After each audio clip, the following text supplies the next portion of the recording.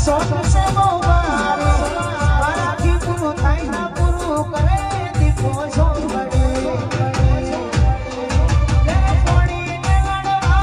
મારું જીવન જગ સવાડું રે જીવન જગ સવાડું રે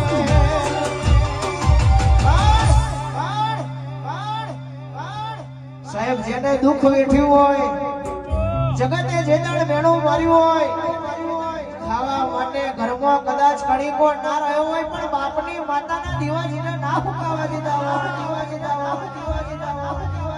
મોત મોત